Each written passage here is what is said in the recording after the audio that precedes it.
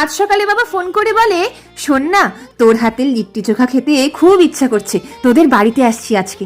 মানেটা কি, আর কি করছো তুমি 150 কিলোমিটার ট্রাভেল করে লিট্টি চোখা খেতে আসবে? এইটা বলা মাত্র ওই এত আফসোস হলো না। মেয়ের বাবারা কি বেচারা হয়, তাই না?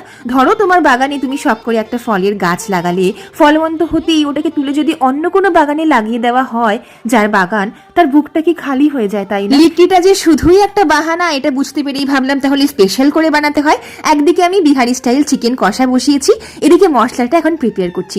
ছাতুর মধ্যে বেসিক ইনগ্রিডিয়েন্ট অবশ্যই পারলে আমের আচার, সরষের তেল, একটুখানি জোয়ান কিন্তু দিও, দারুণ ফ্লেভারফুল হবে। মুর্শিদাবাদের বর্ণালী দি, রুবায়াত আর পশ্চিম মেদিনীপুরের অস্মিতার জন্য এত ভালোবাসা। বাকিরাও কিন্তু জানিও কে কোথা থেকে ভিডিওস দেখছো। আমি যে সমস্ত ইউটেন্সিলসে রান্না করি তোমরা অনেকেই খুব প্রশংসা করো আর লিংকের জন্য কমেন্ট করো, তাই আমি স্ক্রিনে আজকে ট্যাগ করে দিয়েছি, দরকার হলে দেখে নিও।